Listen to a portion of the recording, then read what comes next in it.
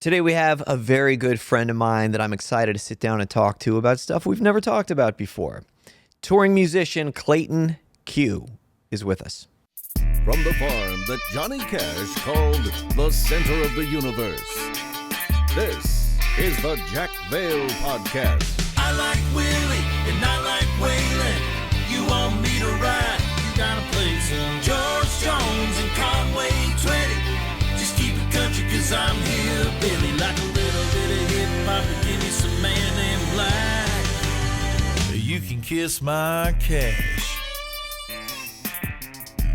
Yeah. We have Clayton Q with us today. What do they say? Let's get it! Let's never do that again. Okay. Not do that ever again. What's up, homies? No, seriously, we have Clayton Q. Hello, Clayton Q. What's up, man? Dude, I love your clothes, man. I love Right. your clothes. Do you dress like this everywhere you go? I mean, yeah. Or So, just for certain things? I mean, or I'm like- in traffic, I might dress like this. I'm in church at the altar, I might dress like this, He's in his pajamas. Wait, you might be at church at the altar? Like getting saved? Yeah. Wow. Dress like this. Tell me about... Got to give God your best. Yeah, that's true. This is definitely somebody's best. No, it just 100%. reminded me of Shane Caldwell. The guy says, but I won't do that in church. Well, yeah, I probably would do that in church. But I won't do it Yeah. in traffic. Yeah, I probably would. Yeah, that's right. Yeah. Dude, singer, songwriter, Clayton Q. How long have you been in the business?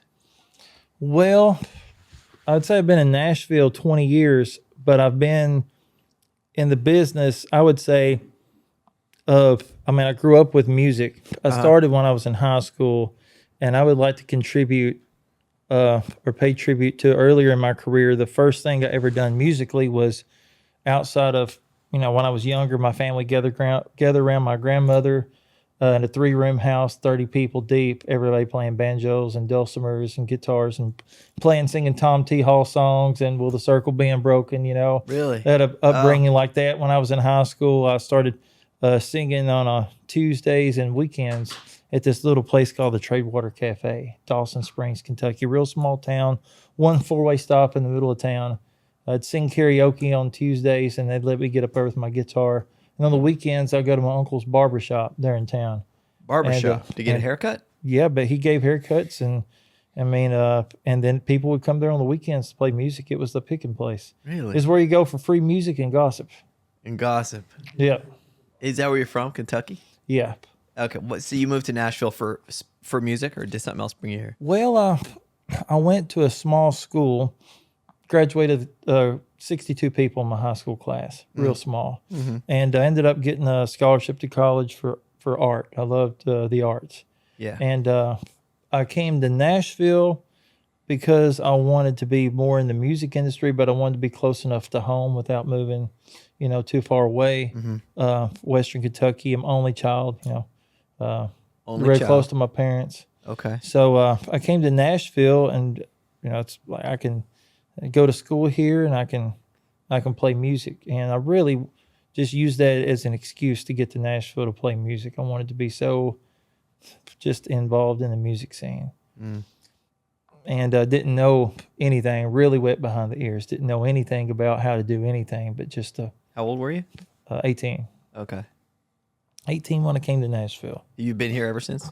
I've been here since I was 18. So Just turned 38. how did you start? Okay, so one thing that I know about you is you are kind of a connector. Like you seem. What do you think it is about you? Because every time I talk to you, I find out like somebody else and somebody like you're friends with all these people, and it's a weird, wide range of people too. It's not like just musicians. Yeah. It's like I don't know I don't know how much I can say, or whatever, but like you're always just surprising me. I'm always like, that guy? You mean the guy from like a movie or a TV show? Or... It's just crazy you mention that. My dad Never met a stranger. Growing up, my dad would always walk up to random people and start a conversation. And I learned that watching him growing up, that to never meet a stranger. My parents raised me like that. And it's not something I really thought about as I got older, to meet people and connect with people.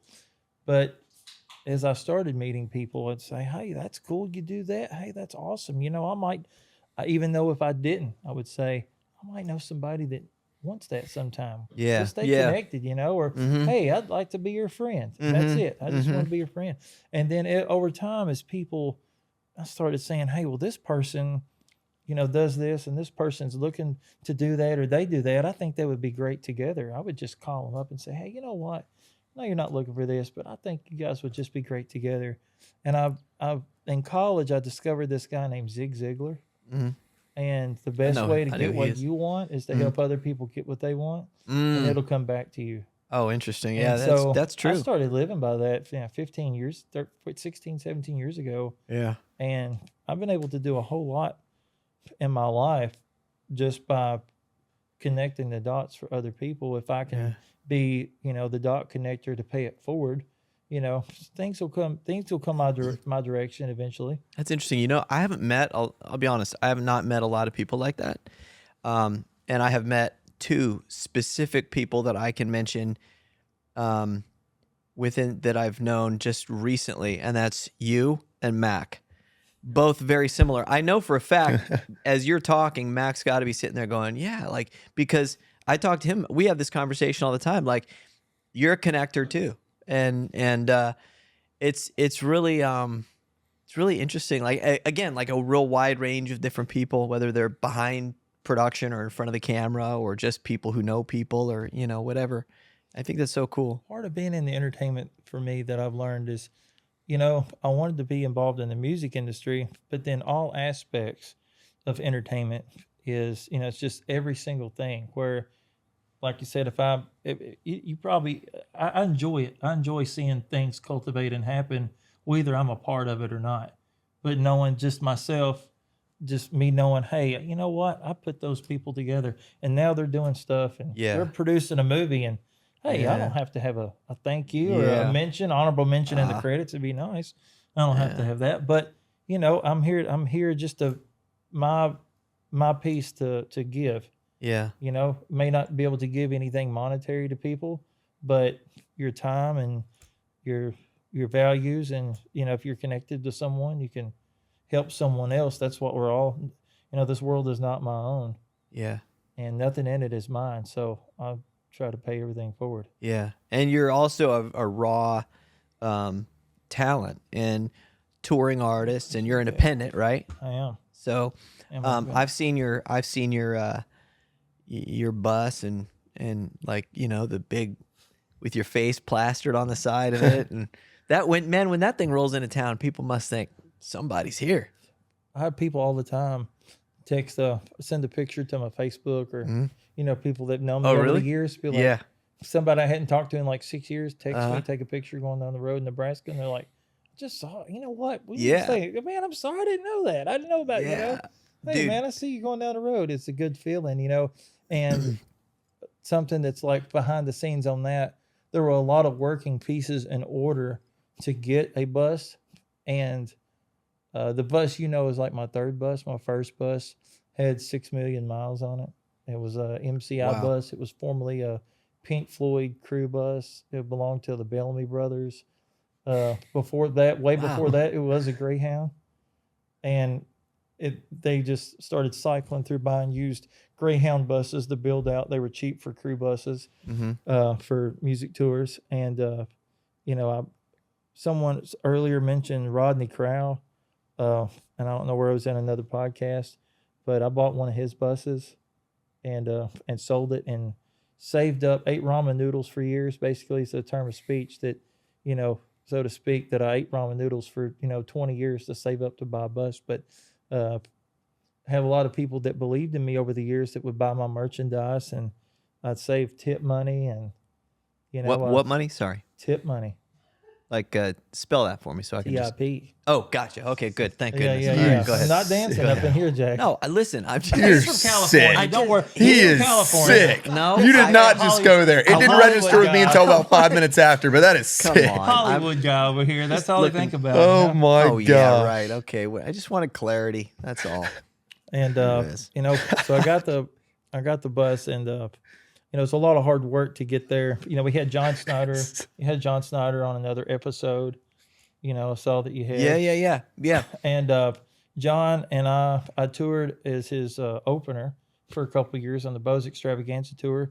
He was On the sponsored by Bose Extravaganza Bose tour. Extravaganza tour. That's what he called it. Yeah, and we went to racetracks and drive-in movie theaters where he would premiere his new movie. And then at the racetracks, we would perform, and at the end of the weekend, him and Alicia would race. Wow. And so, so that was the thing for the Bose Extravaganza tour. There was like a Ferris wheel. It was like going to Kid Rock's Fish Fry. There was all this stuff going on. Wow. all the Have time. you been to? Do you know Kid Rock?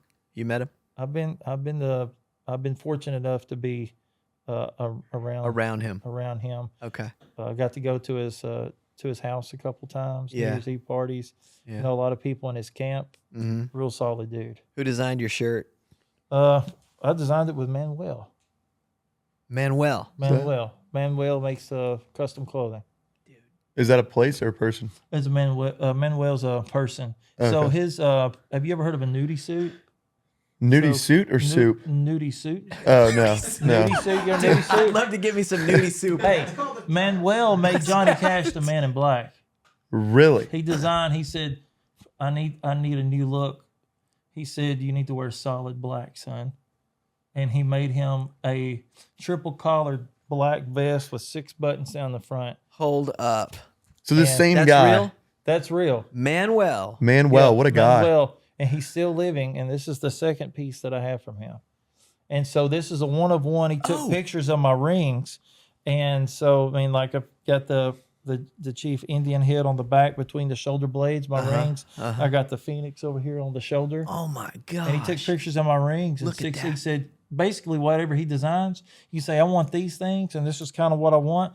And you just got to show up with, he takes your measurements, you show up 6 weeks later, he's made you something. You better Get out like of it. here. Okay, do you- hold up.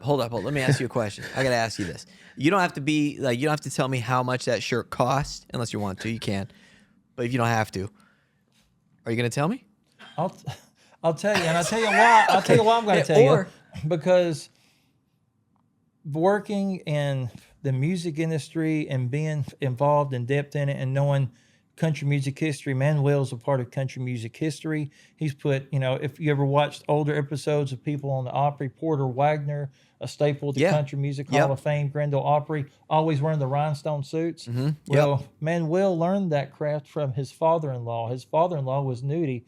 Nudy designed all the outfits on Bonanza, on the Oh TV my shows, gosh, wow. old Western TV shows. Yeah. And so he was his Michael Landon. Everything circles back to Michael Landon. And so he Manuel come from Mexico. He was in Southern California. He met Nudy's daughter. He needed a job. Nudy took him under his wing, taught him how to sew, how to be a seamstress. yeah. And he was in California. He came to Nashville, and for 60 years in Nashville, he's been the go-to person to have the rhinestones and the custom He clothing. still does it to this He day. still does it. And He's- how old is he? He's north of 90. Wait, Get whoa, outta whoa, here. whoa, what? Yeah. North means under. No, it means above. I get that. Okay, don't try me now. Don't you try me. Yeah. North of 90, and he's still doing this stuff. Yeah, I mean, he's in. Where do you find Manuel? Where is this? He seems like a character that you don't know. Up until about 6 months ago, he had a store in Nashville, and now he's by appointment only. At his, he has a homestead in South Nashville called Manuel Mountain. Manuel. I And just he has wanna parties know- every year at his house. I just want to know how much it would cost theoretically, and you could give me a ballpark. For a shirt like this, you can expect to have something custom designed from like $1,200 to $1,500. Okay. You can get a suit jacket for about $1,500 to $2,000, or you can have your pants made too for like $2,500 to $3,000 for a full suit. Okay, for a full suit. Yeah, maybe Okay. that's on a simple side. If you've got a lot of flair, a lot of custom design stuff, It could be, no telling what. Post Malone went in there and dropped 10 grand a couple months ago. Has he talked about wearing Manuel? Wow. So he was in Berry Hill for the past several years, and he used to have a shop on Broadway, Manuel Couture, and he's still working. He's still doing it. yeah, he's still doing it, one shirt at a time. Yeah. So who is the? He's kind of the go-to guy, isn't he? Yes. Okay. yeah. So what happens? I'm not trying to like talk ahead here, but what happens at the end of his, when he's done?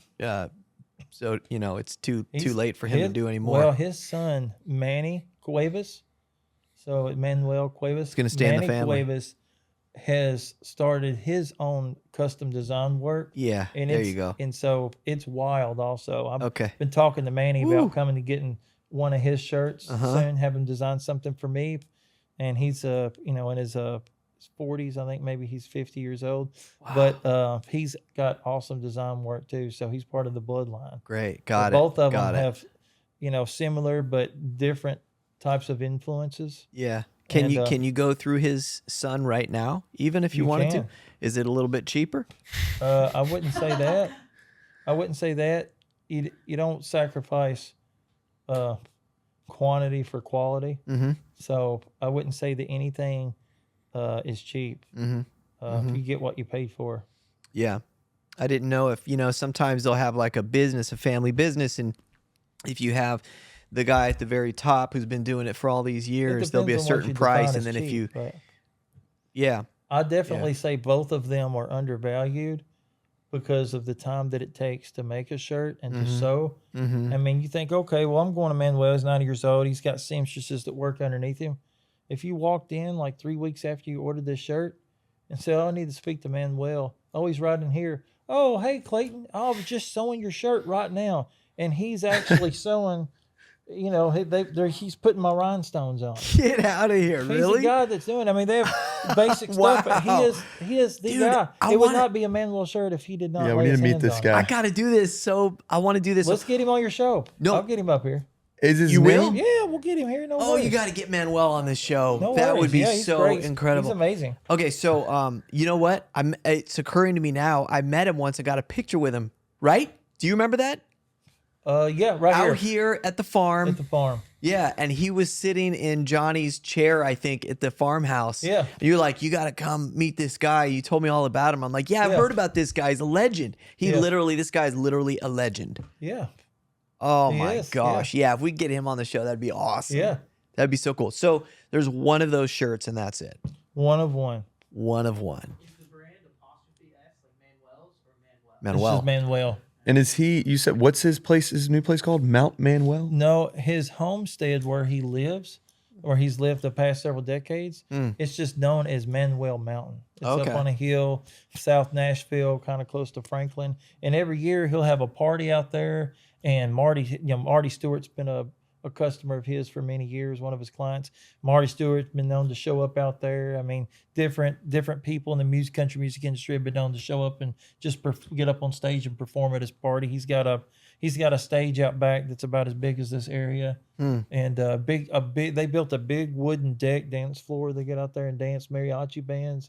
Wow. It's amazing. Wow, it's incredible. Yeah, It's the amazing. mariachi bands, huh? They like those rhinestones Yeah. or something like that. Whatever those things are. That, do you know what I mean? On the suits, all the rocks and everything Yeah. like that. If you're listening to this and you're Rhinestones not and watching such. it, you got to. This there's like flame. It looks like flames maybe coming up and Yeah. different. Well, so I have when we met last year at the Party Foul down in South Nashville, Yeah. I was wearing what I call my fire suit, my Yeah. fire dance suit. Who did that and one? it's I don't know his name, but it was a Haitian man Okay. in South Florida and is in Daytona. Okay. And he had these different designs, and you could buy, the pants and the jacket. And he's like, well, pick out a design that you want and come back in 5-6 hours and I'll have it for you. And it was like $600. And I paid $600 for this pants and this jacket with this flame design.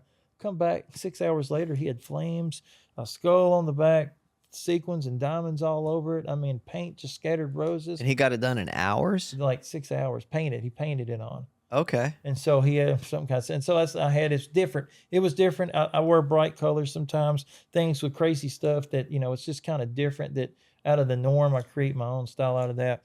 And I started liking to dress like this, to have something that reflected my personality. Yeah. And so that's how I just kind of cultivated my own personality.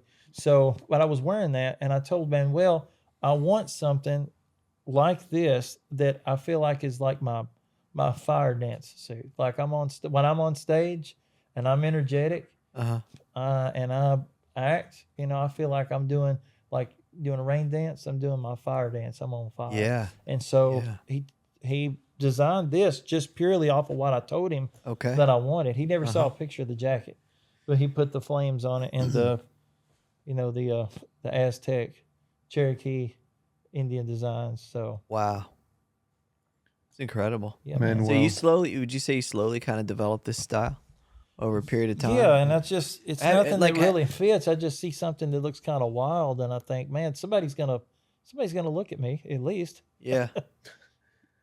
To say the least, yeah, for sure. You want a suit like this, don't you? I do. I mean, all I can think about is this Manuel guy. It sounds like one of those movies. Yeah. It's like a guy in a shack, and there's a little fog coming out, and Yeah. he comes out with the cane, and he's like, "Hello, welcome." Really? That's what I'm envisioning. Like Jurassic Park?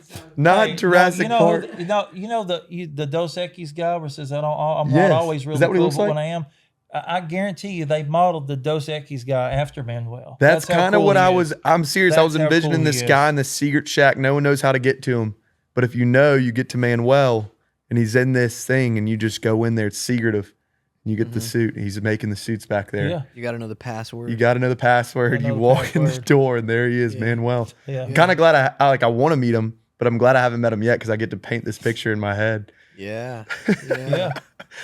Well, Yeah. he's been here several times, and there's no doubt in my mind you guys will get to meet him soon. It'd be awesome. That would be great. We'll get you a Manuel suit. Dude, I'm seriously thinking about it. I told would him love earlier it. he I would needed love that. one. He needs one. Yeah. He needs You one wanna for tell him sure. what I told you it needs to be on it? Yeah. Go ahead. I don't care. I told him that he needs to be on a cowboy hat, and on the shoulders he'll be like doing this, and be like, "Oh, it's a cowboy dancing," and be like, "Actually, it's him going." It's like a fart thing. We're back to the fart jokes, everybody. All right. Fart guy. Beautiful. Yeah. But no, you should, man. How You should. many shows, excuse me, how many shows do you do like on an average year? Is there an average, or like how many shows you try to stick to? April, I would just say I've come down to easily explaining it like this. April through October is busy season. Every weekend, couple dates during the week. November through March is slow season. Yeah. Yeah, we'll have like 2 or 3 shows a month, and or less. And I kind of, as an independent artist, it's easier for me to prefer it like that. So because in the wintertime, it seems like for me, the gigs or the shows are more plentiful up north through the winter, and in the summertime, they're more plentiful in the south. And I don't like the cold weather. Oh. And a lot of independent artists work, there's a lot in Nashville that work all the time, 24/7, 365. Yeah. And that's a mad hustle. And like I said, I've been in Nashville for 20 years and edit for my career for at least 25. And after a while, you kind of just want to pick and choose what you want to do once you know what you're doing. And I would say last year, since the COVID pandemic, I had 162 shows booked for the year, and we lost 100 of them. And I lost all of them. And then about July, from July to December, I played 60 shows in 2020. And during that time, I don't think I would have booked any of those back. But while everyone's sitting at home, I said, man, I'm just so tired of sitting at home. And Yeah. I was playing in my backyard on Facebook Live. People said, why don't you go somewhere? And so I said, you know what? Where do y'all want to see me go? And I said, I want to go to Smoky Mountains. I love going to Smoky Mountains. I drove Smoky Mountains. I sat in a field out in Wares Valley. I had my stool, tripod, my phone on it. I started playing on Facebook Live. I said, I'm going to call this the social distancing tour. And someone said, I want to see you in Florida tonight.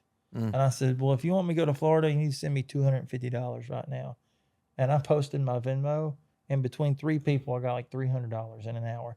I said, okay, I'm on to something here. There you go. And I drove straight down to That's pretty cool. Floribama that night.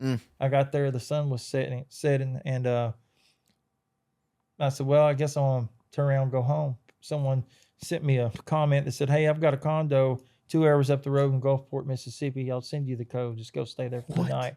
I go to Gulfport. The next morning, I'm out on the beach. I said, well, I guess I'm going to go home. I'm doing a Facebook Live. At least y'all got somewhere else you want to go. Someone said, why don't you go to New Orleans? So I went to New Orleans, and I was the only person on the street. And it's like May of 2020. A cop comes up to me. I thought I was about to get in trouble for not having a mask on. I said, hey, man, am I in trouble? He said, no, actually, I just want to let you know you're making history. There's not been anybody on the street in 3 days, and you're out here playing music.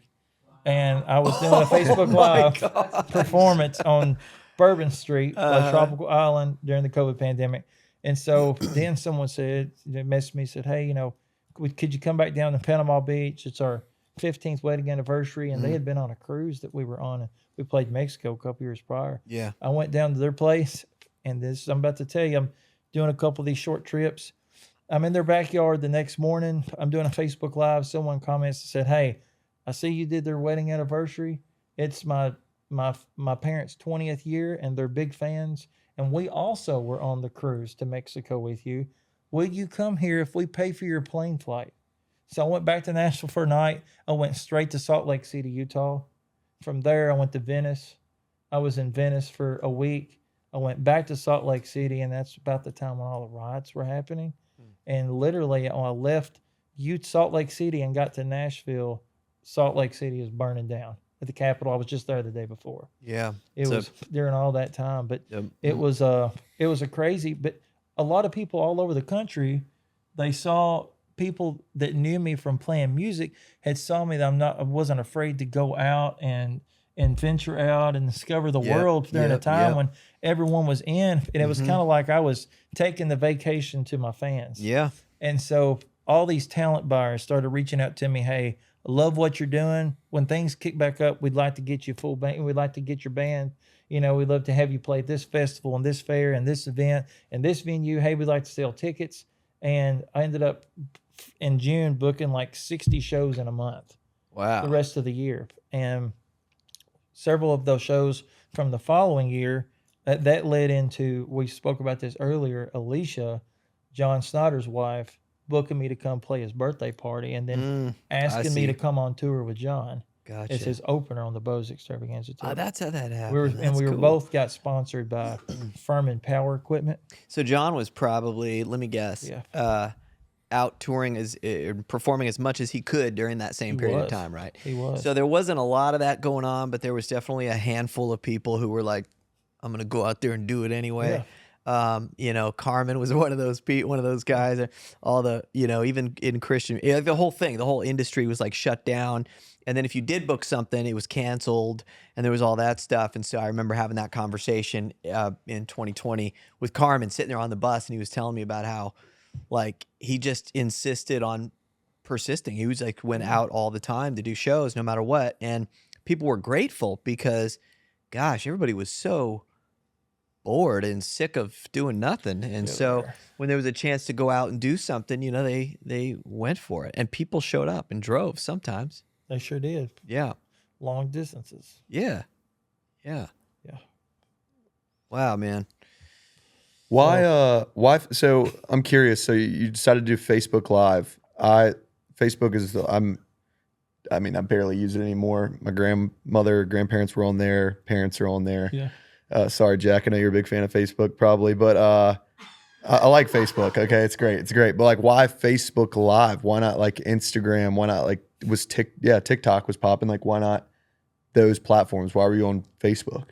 A lot of my fan base, I feel, were just on Facebook, and I got the most interaction and could use the Facebook during that time most fluently in my personal life. Like, I actually personally could use Facebook a lot better than Instagram and TikTok. And in the past couple of years, I've really learned and educated myself more on using TikTok and Instagram and other social media platforms, which I use now. But during that time, I wasn't.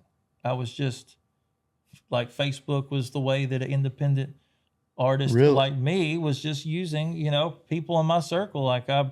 That's what I used, But just you Facebook. got to understand, he's telling you that grandmas and grandpas are who primarily listen to his music, Mac. That's what he's Oh, is saying. that what you're saying? That's what I'm saying. I mean, Oh. just maybe they were. Maybe they were. Listen. Listen. We got to talk about People the like Facebook Jack? thing. We're on there listening. Is that like your audience? Jack was listening. Dude, okay. I'm a little bit older than you guys, but Facebook, you cannot tell me that, because people, it's a weird world today where everybody around me is like, Facebook's irrelevant. I didn't say that. It is so, listen, advertisers advertise on Facebook primarily for a reason. It's insane. Okay. So there's got to be something else going on there. I hear it all the time though. So I'm confused. Are you ever on Facebook, Jake? Yeah. Oh, you Really? are? Okay. Well, I think Facebook is I think it's two different things. Facebook, for personal use, I think I agree with Mac 100%. There's more people like grandmas and parents just on Facebook sharing photos with family. Yeah, There's like a social media business side to Facebook that's totally opposite there you of go. that, where That makes sense. musicians and comedians can use Facebook to their advantage. Yeah. Really? I'm still learning how to utilize, Instagram and TikTok as well in my music career. And I'm being educated daily on Clayton, things that I can do to enhance that. There's third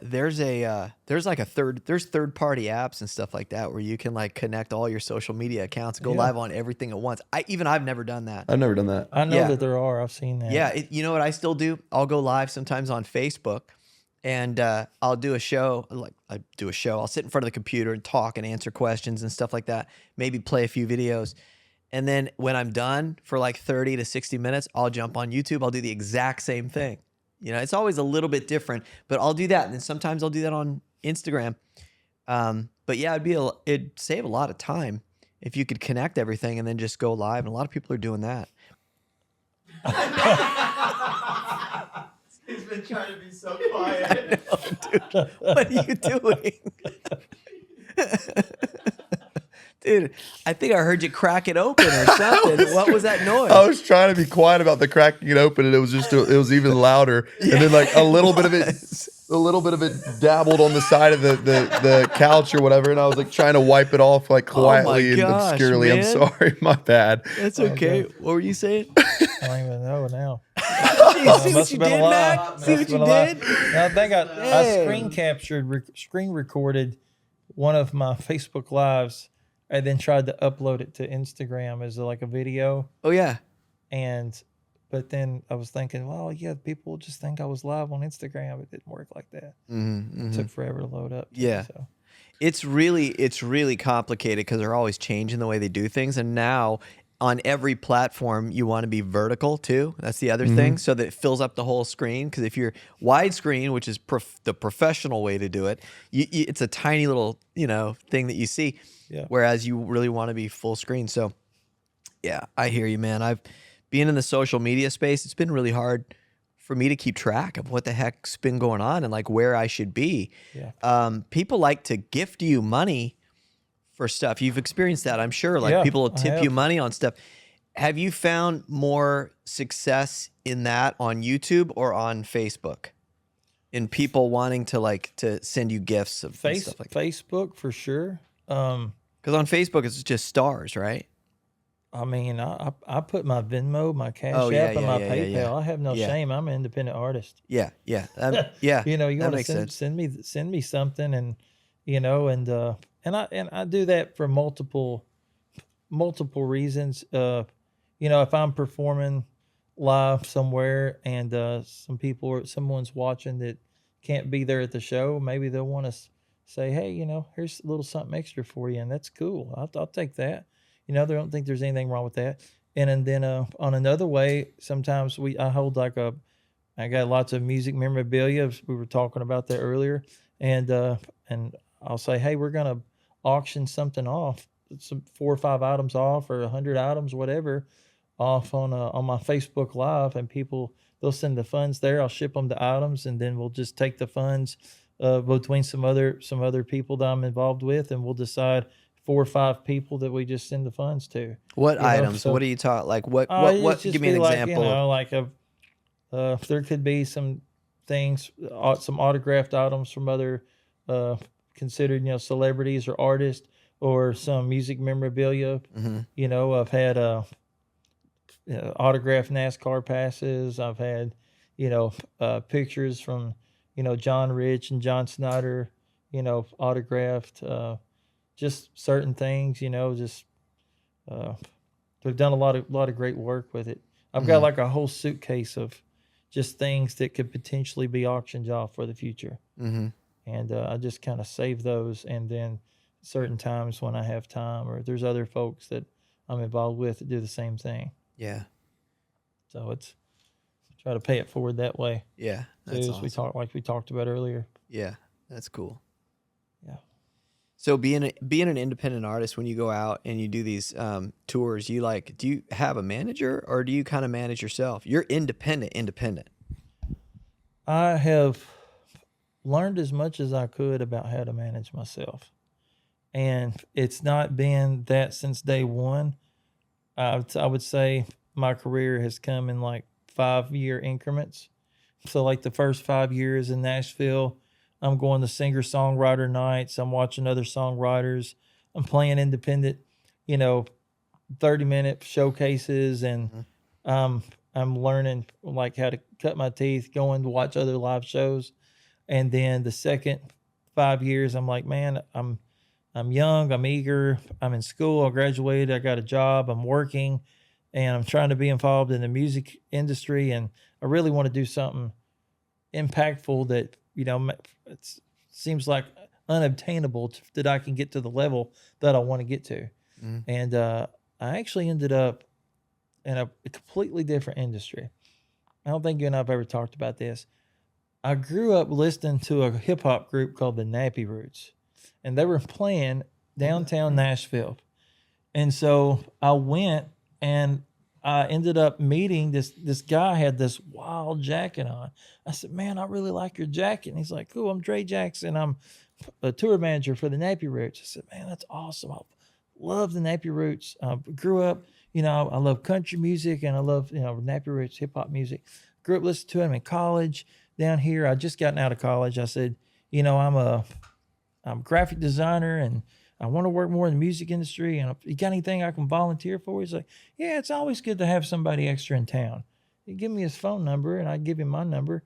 And he said, I'll call you sometime. About maybe 2 months later, he calls me. He says, hey, I can't get to Nashville, and I've got an artist arriving at the airport. Can you get a nice vehicle and pick them up and bring them to a hotel? Pay for it. I got you when I get there. I said, yeah, I can do that. Who is it? He says, Mystical. I'm like, yeah, I can do that. So at the time, I was working part-time for a guy that owned a Range Rover, right? I'm driving like a Honda Civic with 300,000 miles. I'm like, What? I can't pick him up in this car. Sorry, I don't want to interrupt you, but why was it a secret? Why was it mystical? Why not just say the name of the... It was just a secret that Mystical, I know for a fact Mac is trying to know what mystical is. I don't have no idea. Mystical. No. Do you not? Do you have an idea? Do you know? Yeah. I don't know either this time. Okay, exactly. But they knew. They said, well, Mystical. So Mystical is a very iconic rapper for his generation, right? It's Okay, like in okay. between. What's He's like a big the- song from Mystical? I can't even say it. It's very vulgar. Oh, okay. What's like another song that's not? It's not vulgar.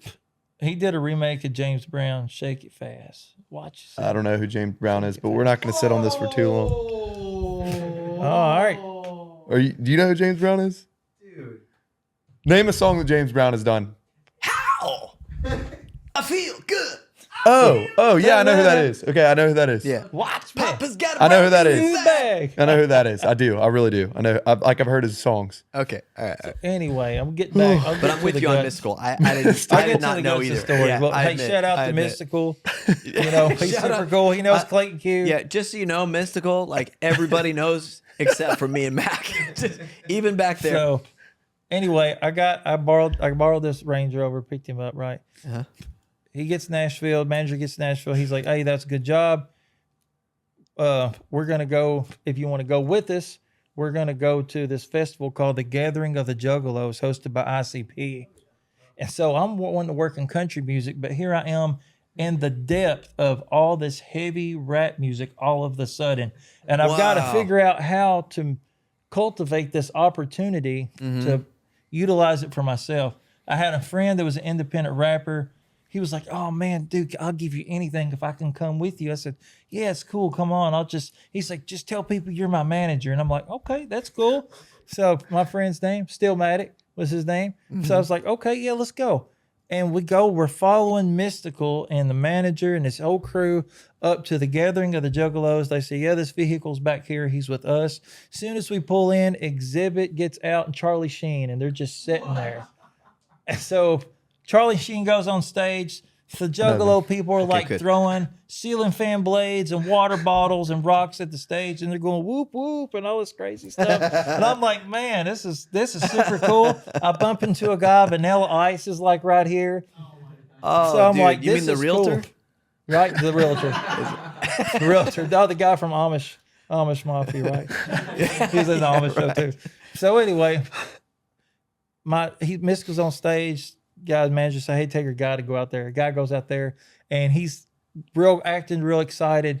And there's a video, it being televised on like MTV or whatever, right?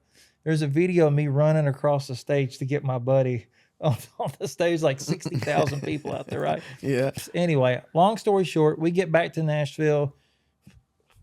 Ray Jackson hits me up. He said, hey, you did a real good job handling situations up there, taking care of stuff. I got more work for you. Let's see what your graphic ability is like, right? He sent me little projects to do for him for his website and stuff. And then he said, hey, I need somebody to do this tour right here. It's this group called Crime Mob, right? I'll go out and I'm learning how to manage his artist and the things that he's giving me to do. Here's the writer agreement, their contract. I got to go collect the money. And like, I'm wanting to learn about how to be an artist, but now I'm learning how to manage other artists. So as I did that job for free, over time volunteering, I've learned how to manage a career. Yeah. So that, man, the more that I learn here, I can just take that to what I'm doing and learn how to manage my career. Right. So now, as I did that over the years I got to, I'm sure you know 2 Chainz and Wale, I got to do a good show with a couple shows on their shows, Juvenile, did a lot of shows, tour management with Juvenile and the other artists. I learned how to take other artists that were independent in hip hop music and break them by putting them on tour. And that back in that time, again, all we had was Instagram and Facebook, and they were being broke on Facebook. And I'm like kind of behind the scenes. And I'm like, I'm the guy taking the pictures and I'm the guy filming.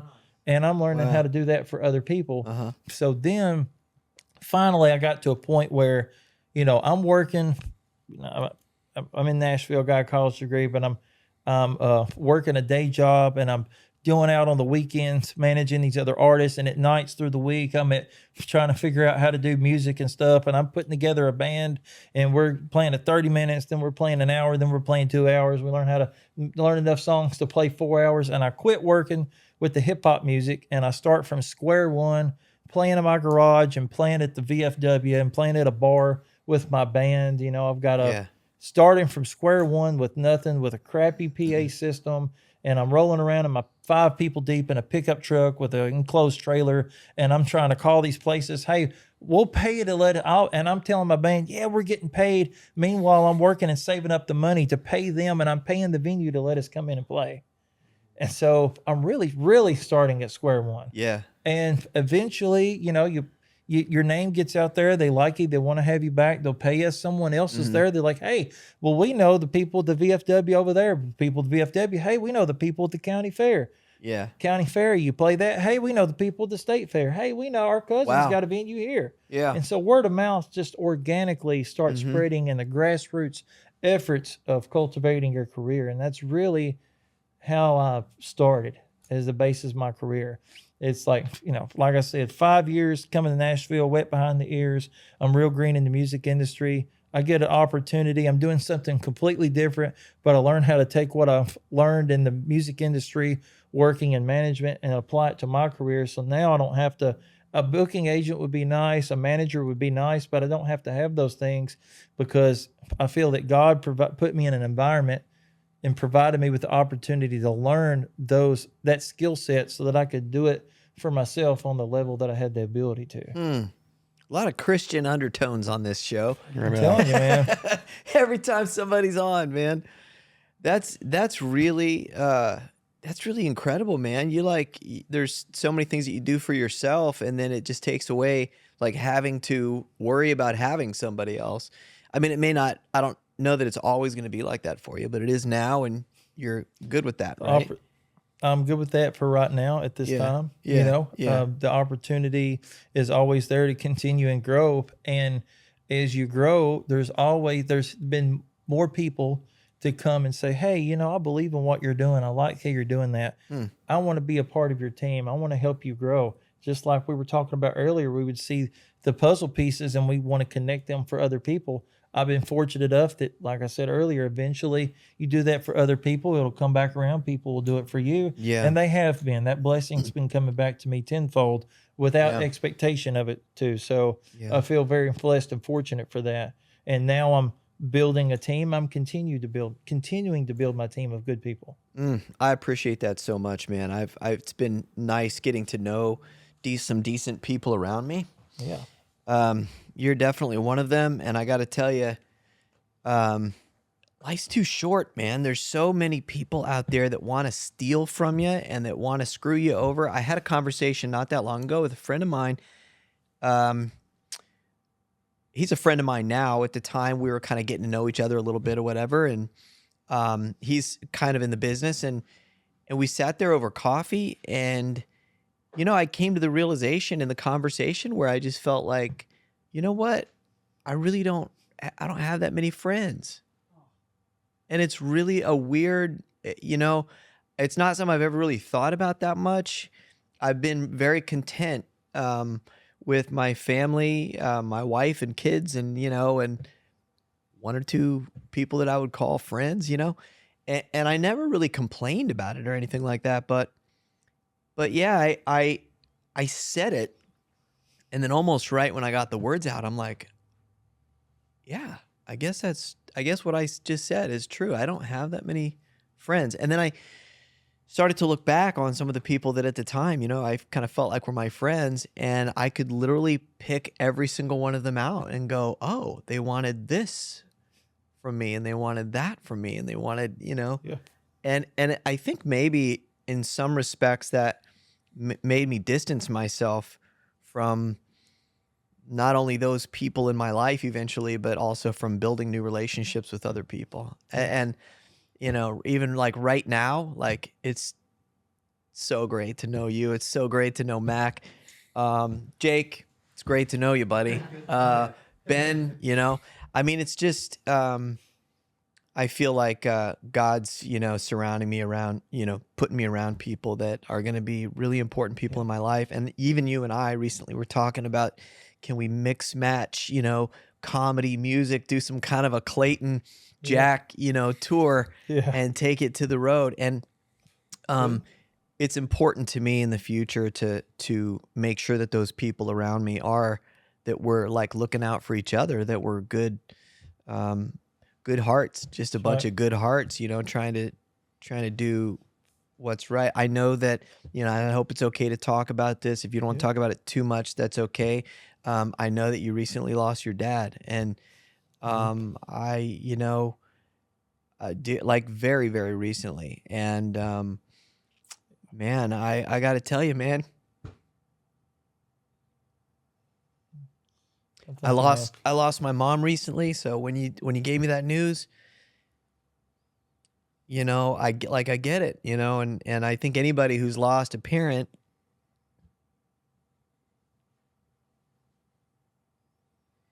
it's a hard thing, man. But there was something people tell you they can tell you that something devastating has happened to them, but when you know that person, Yeah. and you know the heart of that person, Yeah. it hurts. You know, Yes. you're hurt for them.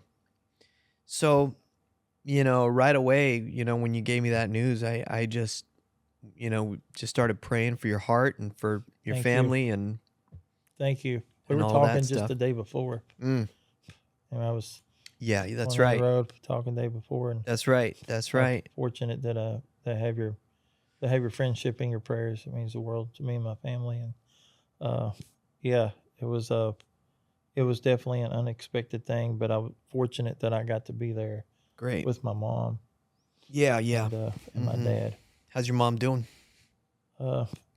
She is, I would say that, you know, the automatic thing is to say, oh, you know, just she's doing good, but I tell you why we are. It's a tough time for my mom and I. I'm an only child, but we're good because the kind of person that my dad was. There's without a doubt we know where he's at. Right. My family members, people that grew up with my dad, came to the memorial. People that have known him all of his life said, you know, back when he played basketball in school and kids get frustrated, that dad never said a curse word his entire life. He never did anything. I mean, he was a straight-laced human being. Mm. And my It's like dad, my mom too, by the way. my dad was, oh yeah. Yeah, absolutely. Yeah, Grandma Vel. Yeah. Yeah. Go ahead. And my dad had a love and a passion for teaching the gospel. Mm. And he had been preaching since 1970. Wow. And he grew up in a 2-room shack with 7 brothers and sisters and his parents, and in the coal mines of western Kentucky, Muhlenberg County. And him and my mother, when they met each other, had never ventured outside the county, and they still didn't for like 10 more years. Wow. Like, so it was just a small town love, you know. Mm-hmm, mm-hmm. And my father was, I feel like, was the greatest human being that I've ever known in my entire life. And it was a tough situation to be there and laughing and talking and cutting up with my dad, and then, you know, 10 minutes later for him to be passed. And I know in another episode that you had, and you had Cindy Cash on here, and she was talking about being there with her dad the last moments. And I told my dad I had to leave to come back to Nashville, and my mom wanted to walk me to the elevator in the hospital. At that point, he was like, well, he had fallen and he had some pneumonia and he was recuperating. They had him on the oxygen. He was doing good. And I was like, well, you know, he's bounced back from being in the hospital several times. I said, I'm going to go to Nashville for the night and I'll come back tomorrow. And I said, we were walking out the door and I said, I love you, Dad. He said, I love you, buddy. And we got about from here to that door about 30 feet away. And I told Mom, I said, Mom, why don't you go back in there with Dad? I'll be all right. And we walked back in there and he was slumped over like it was the last thing that, and a lot of people don't get that lucky or leisure that they have the last thing that they heard from their parent is that their parent loved them. I love you, buddy. And that was the last thing that he said. And I'll cherish that moment Forever. Man. I've got my dad right here on an urn. My dad always used to say, my dad would say, buddy, you gonna wear your feather tonight? It's a feather. Okay. My dad would always say, buddy, you gonna wear your feather tonight in my hat? And he would say, oh, buddy, you gonna wear your feather tonight? Uh-huh. Yeah. And so I say, yeah, Dad, I'm gonna wear it. Gonna have different colored feathers that I wear. So when I saw this urn that it was a feather, I said, I've got to have that. Wow. Okay. So And then the ring is my dad's wedding band. My wow, mother man. gave me. So they put some of the ashes in that thing. Yeah, we had them cremated. And you can, okay, how many of those are there? Just one? Or do My you mother's have, got one. your brother's got My one? mother. Well, your mother's got Mother. one, and you're an only child. So Right. you've got one, your mom's got one. Yeah. And then is there an urn somewhere that your mother has? or We have an something? urn that we picked out that's got if we could put a picture in it. And I picked out a real nice picture of my dad with his arms crossed, looking off into the distance. Okay, and we have a memorial in our living room. Yeah, he was proud of you, I bet. He was Yeah, very proud. big fan of your music and Big fan. My dad didn't know how to use a smartphone or social media, yeah. but he would have my mom take screenshots of the pictures on their Facebook, on their phone, and they would go to Walgreens and have them printed out and frame them. And my dad would carry around 5 or 6 8x11s, 8x10s photos that were framed off of my Facebook page. Wow, that's getting louder, isn't it? Yeah. Is that another one of those military copters up there? This is where I pull out the phone and create a TikTok, and it's like, it's Nashville. Like, look what's happening. Keep your eyes open. Have you seen those TikToks? Yeah. What is it? Sorry to get all completely off topic. No, but there's, I haven't. There's I a guy on TikTok, and it'll be like, you know how random trains will be bringing by like military equipment? Yeah. This guy he does like a selfie video who's going viral. It's like doing it with the trucks and like the like army military vehicles behind him, and it's like playing some rock song, and it's getting you going. And he's like, prepare for what are we preparing for? Like, battle's really coming gonna soon, happen? boys. Like, stuff's coming. And it's like, that's it funny. could just be they're transporting, but maybe there's something, you know. Yeah. It was just one of those cool ones, not like one of the big ones. Just a quick little chopper. I want to start making those videos. Like, I want to find the Hey, stupidest I'm gonna things show to you go, this. hey, it's about to go down. and it's just something stupid. It'll you know? sometimes have like a Bible verse on it sometimes, and it'll be like, the Lord says like battle is near, some shit, like something like that. Yeah, I'm yeah, like, yeah. okay. Yeah. I've got a question for you though. Yeah. So Jack was mentioning that you're a connector, and you're telling me a little bit about your path of doing these things. Is it been difficult to deal with? Because one of the things I've found difficult that hurts is you obviously have a good heart if you're that kind of person, you know? It's just the truth. Like, if you're doing for others and you want to do for others.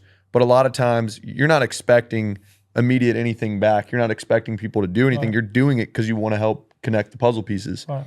But does it hurt? And how do you deal with when someone kind of takes advantage of you? Have you felt taken advantage of? Because I feel like people like us in these chairs, that, like you mentioned it, Jack, where you look back and you saw, you know, friends that you're like, these are not, you know, they just wanted me for something. Does that hurt? How do you deal with that? And have you had that happen before?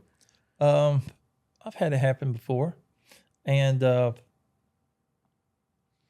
have to, I guess you don't have to, but I do learn to forgive people without them apologizing, because I didn't want that weight laying on my shoulders. I wanted it lifted off. And so if someone feels comfortable stepping on my toes or anybody else's toes and doing that, then that's on them. I did my part, and if I tried to help them and they took advantage of it, that's on them. That's not on me. And you know, just it's happened before, and you learn how to develop as a person. And when I learned more about self-development and cultivating a good, strong relationship with myself, how can I deal with that? Then I did my part. Maybe I'm here just so that person can connect the dots with someone else and forget me. Maybe by them forgetting me and completely cutting me out, will be recognized by someone else to say, hey, how did you guys meet? 2 years down the road, how did we meet? Oh, that guy Clayton Q.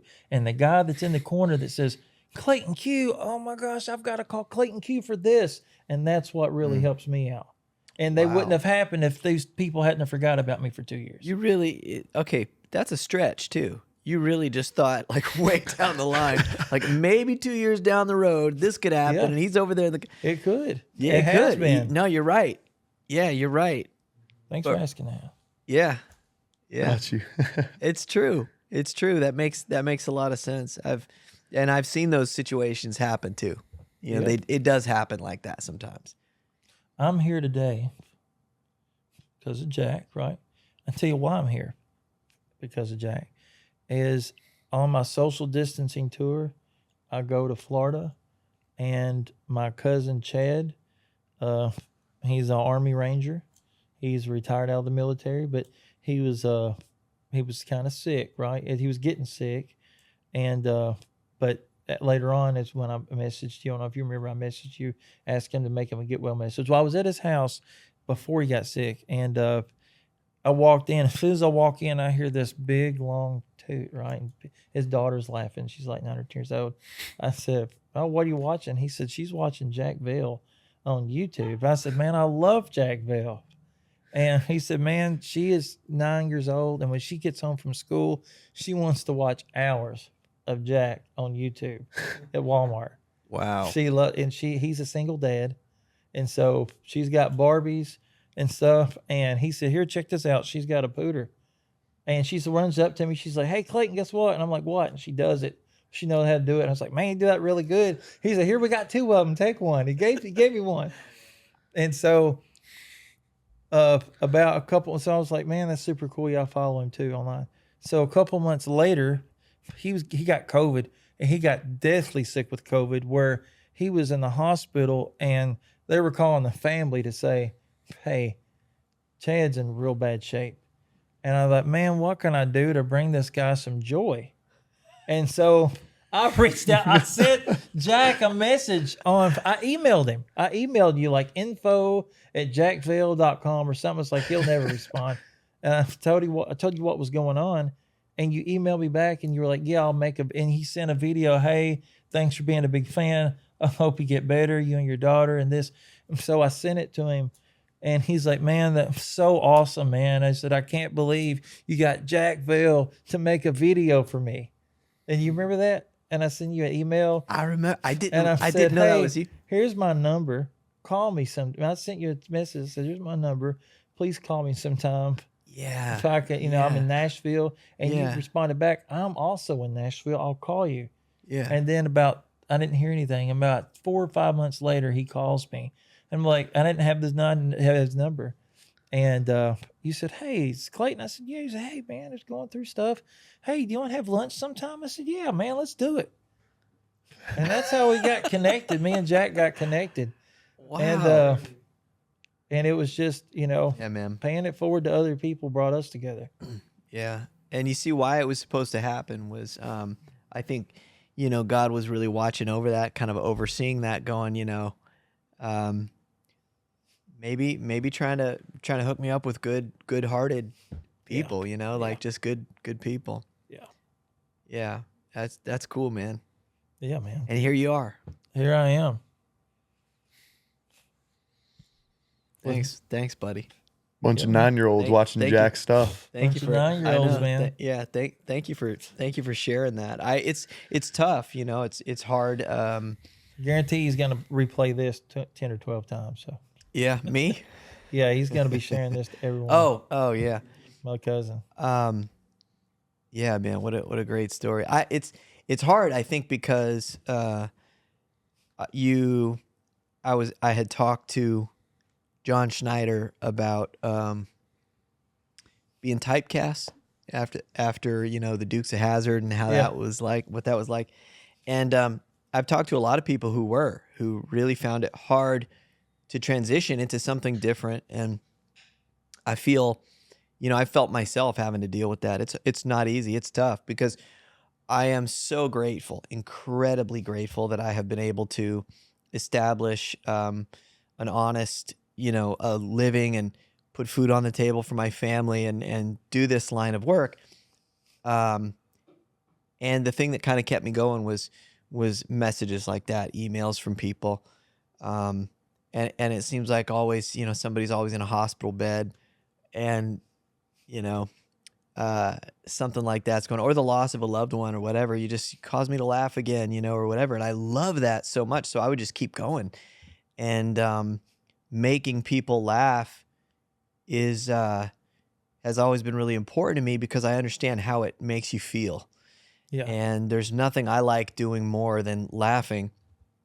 But then on the other side of that is it's been very, very specific for me. For 15 years, it's been almost exclusively in the prank space. And more than half of that has been in the fart prank space. Yeah. That is as niche or niche or whatever you want to say as a person can get. Yeah. And if you're not careful, you can be seen only as that. So I have those concerns and genuine like feelings of, well, crap, is that what I am? I'm the fart guy, and you guys are both fart laughing guy. already. I'm about to shed a tear. You guys are cracking up laughing. I mean, But it's true. You start to wonder, like, can I be taken seriously in another avenue and doing something different? And the truth of the matter is, I'm really not that funny. I mean, I like having conversations with people, and I like meaningful conversations with people, and I'm interested in a lot of different things. That's why I wanted to do this podcast, so I could sit down with people of all kinds of occupations and races and backgrounds and, like, you name it, and talk about everything. guaranteed, I know that if you have the audacity to walk up to a complete stranger and pretend to fart on them, that you can lead a conversation at one of the most iconic farmsteads in the country. So I hope so. Yeah. yeah, man. Yeah. I think you're doing That's a great great. job. Thanks, man. Great job with all this here. This is pretty awesome. Thank you. Yeah, I enjoy it. I do enjoy it. I just, sometimes it's fun to find the middle ground so that you can kind of hang on to both. I've said before, one of my favorite actors is Leslie Nielsen. You guys probably don't know who he is. You probably do. Do you know who Leslie Nielsen is? From the Airplane movies That's right. and Naked Gun. Yeah. Mac, when this show is over today, I'm going to show you a couple clips so you could check. Yeah. So he's an old guy. He's kind of like Steve Martin has like the white hair. He's had it his whole life, I'm pretty sure. Yeah. Leslie Nielsen's got the white hair too, and from you, first of all, you got to watch a Naked Gun movie, Mac. You would funny stuff, and then It's hilarious. but the point that I'm making is he's very deadpan, very serious, and so whenever something happens that's funny, it's even funnier because he's completely oblivious to Straight it. face. Okay, so things will happen in the background. So in real life, Leslie Nielsen would be on like Conan O'Brien or probably Johnny Carson. Maybe he was on Jay Leno. I don't know how far back it goes, but anyway, he would have a little fart toy similar to a pooter, okay? And he would hide it. You would never know it's there. And he would screw up a perfectly good interview by just doing it unexpectedly. Like on national TV, it was a big thing. And he would do it every time, and you never knew when it was going to happen, but when it did, it got laughs every single time. But he was also a serious actor. People don't know that, but he was like, he had some serious roles, and was a really incredible actor. So he was able to hang on to both. Bunch of different things. You got something to say? Why are you so quiet? I'm listening. You just don't care because you don't know who Leslie Nielsen is.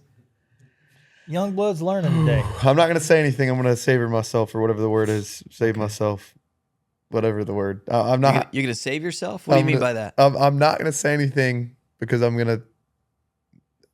want to say anything because the people, maybe I recognize names, maybe I don't recognize the face, but if I put it all together, I'll know, Yeah, like if you see the face and the name of the person above the face, you'll know If you you'll told know who it me is. like this is so and so and I'm watching a video, I'm gonna be like, I recognize that guy. Yeah. Yeah.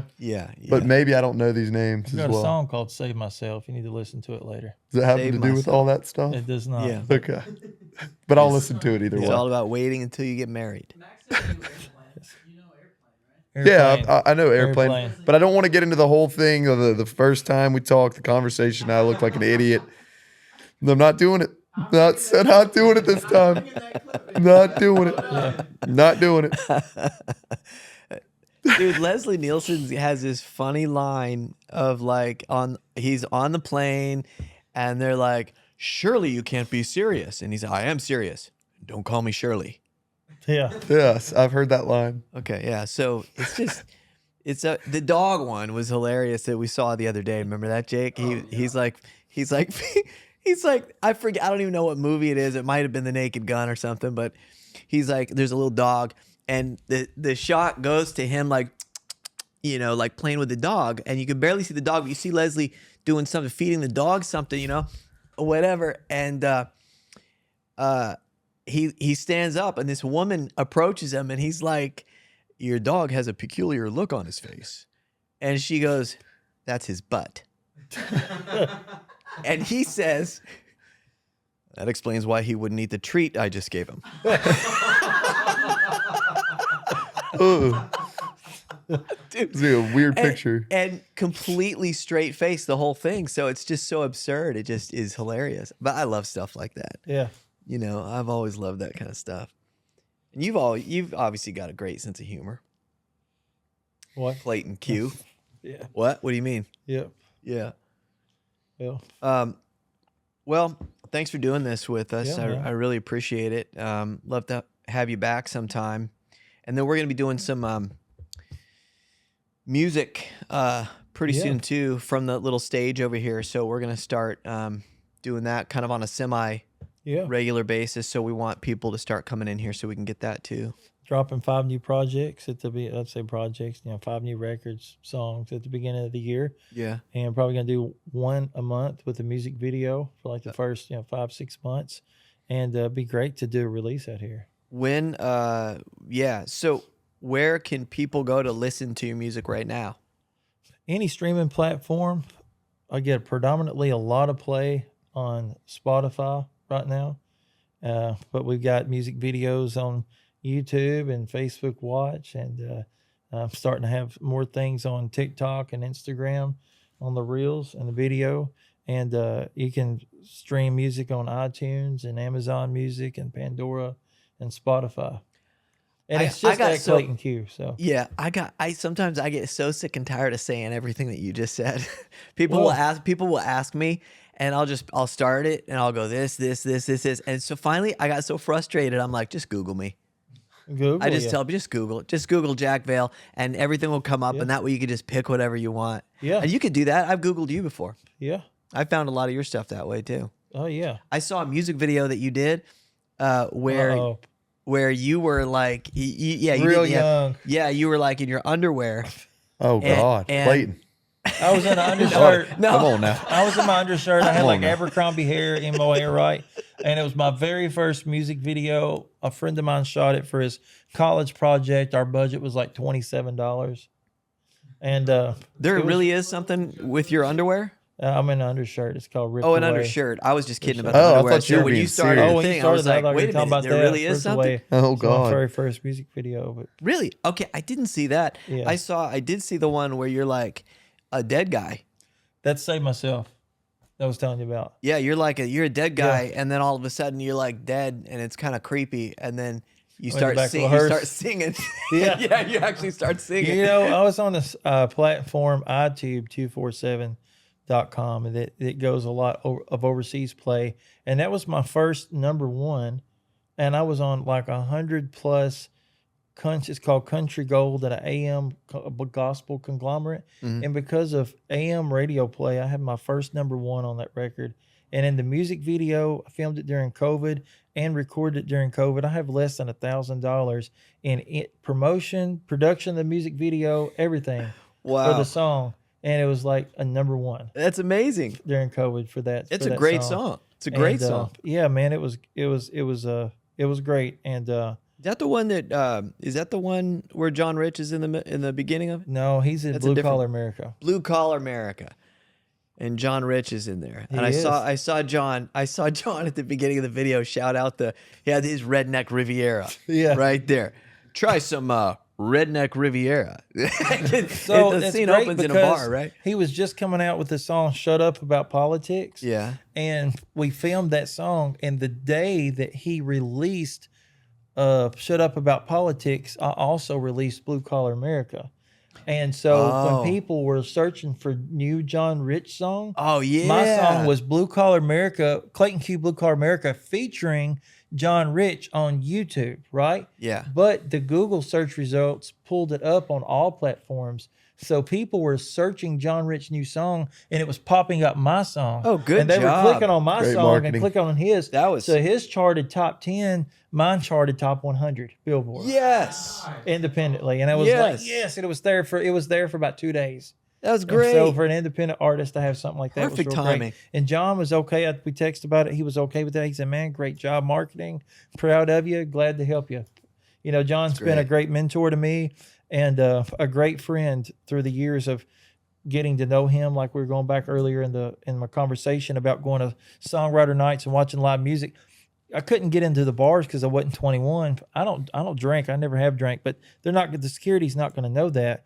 And they were having music mafia parties, which that was his party crew back in the mid 2000s. He would have what's a music mafia party, right? And so Gretchen Wilson was there, and he would have the full Big and Rich band and other people. John Nicholson was there at the time, and there's a bunch of this other guy named Pino is iconic around Nashville for playing congas and drums. Yeah. And they were all their iconic crew. And I couldn't get in, but one time Gretchen Wilson was walking in, she put down a bag, and I just walked up behind her and picked it up. I said, "Can I help you carry this in? Look, I'm not 21, but I really want to get in here." She said, "Yeah, come on in here." She told security, "This guy's with us. He gets in every time." From then on, I was able to get in there every time, and I just kept a familiar face around those parties before I turned 21. I was like 19, right? Yeah. So John got to see me, got to know me, talk to him, and I developed a friendship over the years. That long kept being ago? around. Yeah, 2006. Wow. I didn't realize it was that long ago. So we've been friends for many years now. Nearly as long as I've been in Nashville. He's been a great influence and a friend to me. 2006, that would have been like Big and Rich, First right? album, Big and that's Rich. like legit. Save a Horse, Ride a Cowboy. Yeah. Yeah. Yeah. Did you get to know Big Kenny too, or no? Kenny is really cool. He knows who I am. We've been around a whole lot because we opened for Big and Rich at the beginning of this year in Florida. There's this really cool, unique story. So being around in that circle, while I was in college, I was an intern. I got a job as an intern for the marketing department, Dollar General Motorsports, working in NASCAR. And I got to go to 8 races a year as part of being a team member as an intern. And I got to know during that time this guy named 2 Foot Fred. 2 Foot Fred's 3 foot tall. He was the sideshow in Big and Rich. So the music videos where there's like a midget wearing a crazy hat and stuff. The videos, that's him. Yeah, I remember. And Yeah. so he's in all the Big and Rich stuff. So something happened some years ago, and it was on the news, and they were trying to make derogatory statements about John, and I took up for him. And they didn't play it on the news because they were trying to bash him. Yeah. So someone knew Fred, and they sent him the footage. Fred was like, "Oh, I know Clayton from the NASCAR days." Oh. So Fred emailed me and said, "Hey, John really appreciates you taking up for him on the news when you had an opportunity to bash him like everyone else. And so he wants to meet you at his club downtown Nashville." He had this private club that he was a proprietor of, thumbprint access to get in, and you get in with like your friends. It's like open bar and stuff, right? It was called The Spot. It's like the underground spot where all the big wigs and the CEOs and the artists go and stuff, right? So I'm trying to work, and I'm trying to have, independent artists, and I'm balancing on pins and needles. And so Fred knows I'm trying to work in music. John really appreciates me becoming, like, helping him, is like taking up for him on the news. And he brings me there, and he says, "Hey, good to see you. I'm glad to be reacquainted with you. Fred tells me that you're trying to work in music more. And I tell you what, we need a driver here sometimes at the spot. So bartender's got your number. You call, you go pick up the person that, used the company sedan downstairs." And I had a nice little car at the time. I'd worked up, save up to get. It was a decent little car. And so he's like, "Yeah, you can take your car and go pick up whoever, and they'll tip you, and just bring them here. But if they call at 4 o'clock, it was open 24 hours. So, like, for example, if Dirks Bentley wanted to come there at 4 o'clock in the morning, I didn't say I did, but I would go to their house, pick them up, bring them back to the spot. They'd order food, drink, whatever, and then take them home. Whoever it was, there was a lot of people just in the music industry behind the scenes. But because of that opportunity, just being there and them knowing me, I made really good tip money. And got to know a lot of people in the music industry. You're talking about what kind of money? I make $100 for a 5-mile trip. What did you call that money? The money, just tip money, man. Don't fall into it, Clayton. Don't fall into it. This Tip guy, money, TIP. this guy, man. Come on, man. Okay. Tip money. Dude, hey, John is. John's always been a very kind man, but I Yeah. thank him forever. John seems like generosity. he seems like an incredible guy. I met him. I've met him a couple times. He opened one time for Chad Prather, the comedian, and Franklin. yes, and I went to that, and nobody knew that John was coming out. It was really weird. I think there was a rumor about it or something, but it wasn't a huge deal. And until all of a sudden, like, just John Rich is there. Like, they were there to see Chad Prather, and John came out. He was supposed to sing a song, I think. Dude, he did like a handful of songs, and he preached. It was insane. John Rich, and he came out and he started and the message was spot on. So we went from Chad Prather can be a little crass, a little bit here and there and stuff. So people are cracking up listening to some a few dirty jokes here and there and stuff like that. And Chad can be whatever. And then so we went from that to John Rich comes out. And he starts like quoting scriptures and talking about how screwed up the world is today. And he starts doing that. And before you know it, like, people were like, I kid you not, there were so many people in the audience who were like, yes, amen, preach. Like, it was church all of a sudden. I was so impressed. I couldn't believe it. And then at the end of the show, Chad saw me, and because we were kind of up close, and it was, hey, a motion for me to come up there. So I did. And then he goes, hey, come on back here. So I went to the back, and there was John. And I'm like, I told him, dude, so much of what you said out there needs to be heard by people today. That was like spot on. Like, I felt all of a sudden you took everybody to church like that, and it was so quick. And then there was a thing that he did at his house here, party thing that he had, and he had artists come and stuff. And I talked to him there, and you know what? He was so gracious. Yeah. He was so kind. He was very personable. Took the time, didn't seem to be in a hurry. Have you ever met John Rich, Mac? I've not. Have you ever met Garth Brooks? No. No. Do you know who that is? Yes. Okay, that's good. Keep trying me, man. You won't find a way. What's that? Said, keep trying me, man. You're not going to find a way. Have you ever met Cindy Crawford? No. Do you know who that is? Next question. That's not a yes or a no. That's a next question, not a yes or a no. I've called onto his ways, Clayton. Yeah. Yeah. He thinks he can do it, but what about Cowboy Troy? Do you know who that is? now you're just trolling me, Dude, aren't you? Cowboy Troy was the first country rapper, man. See? The first country rapper. He thought I was I played chicken with the train. You can't beat that. Yeah, I played chicken with the train. You ever heard of Krispy Kreme? Do you remember that rapper? Do y'all remember Krispy Kreme? Yeah. Yeah. Yeah. See? You don't know a couple things, do you? Krispy I Kreme. know Krispy Kreme, my friend. Not the donut shop, the rapper. No, I know From I know Memphis. I know Yeah. the From rapper. Memphis. Yeah. They made him change his name. The Poor guy. The best rapper is Windex. Windex. You remember? You remember Lil Windex? Did he change to Froggy Fresh? Is that what it was? No. Well, Froggy Fresh. well, yeah, Maybe. Froggy Fresh. Are you? That's it. Are you? So, I want to go back to something real quick, even though we were about to close it out. This will be fast. I just want to say this because now we're talking about that. But you were talking about like getting associated with the hip hop stuff, like before and everything.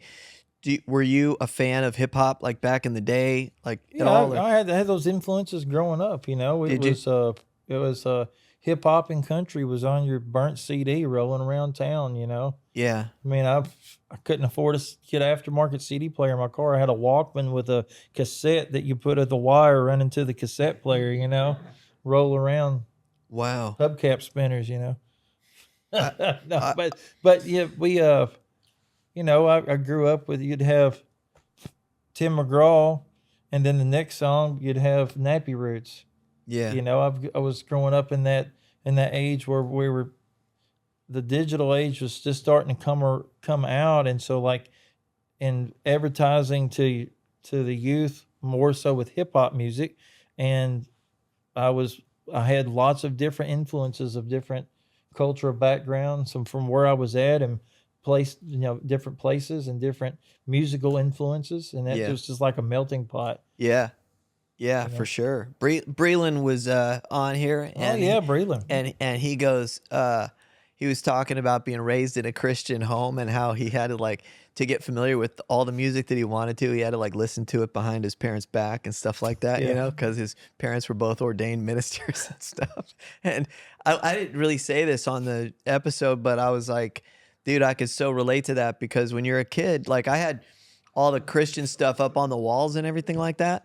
But then, I also had, because I was raised in church too, so I had to hide my Def Leppard tape and my Run DMC cassettes and stuff like that, and I had it in my drawer, my sock drawer, and stuff was over it. I had a little back section of my drawer, so when you pull the drawer, there was a secret contraption in the back of the drawer, so even when you pulled it out, you didn't see it unless you knew it was back there, And I had to do that because the only stuff we had was for hip hop within the church. It wasn't great, but they were trying. But it was we had this one guy, Stephen Wiley, and he was the first black Christian rapper, okay? And it was okay for kids and youth groups and stuff to listen to.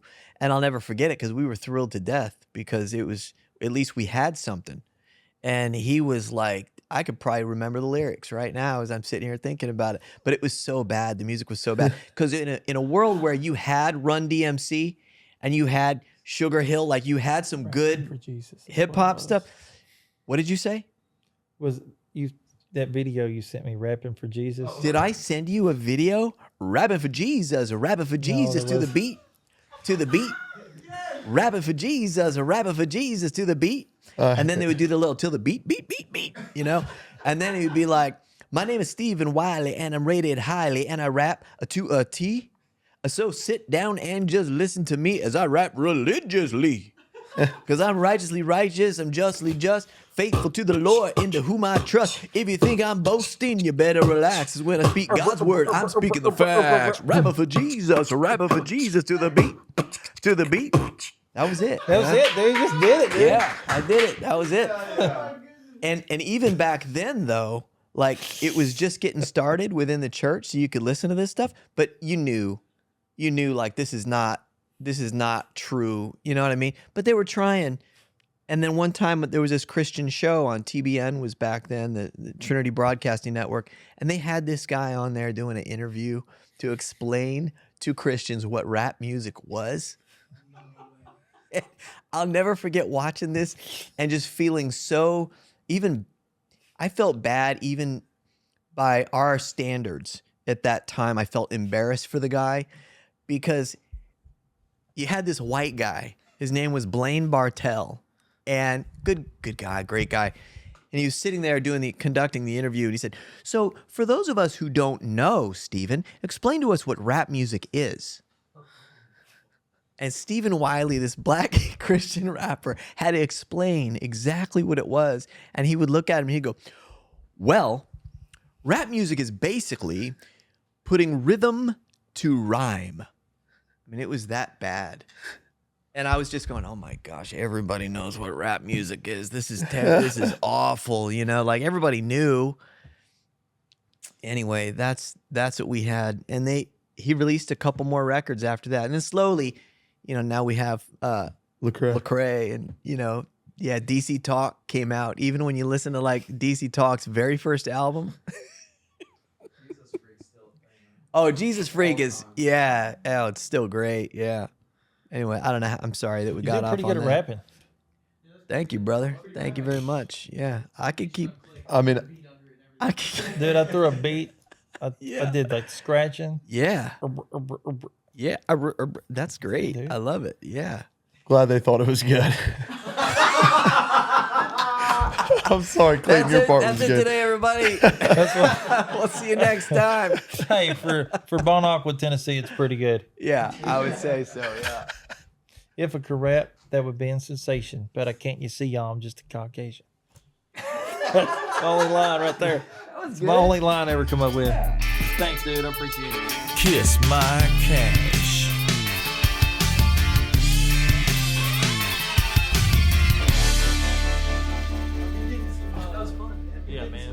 That was fun. Yeah.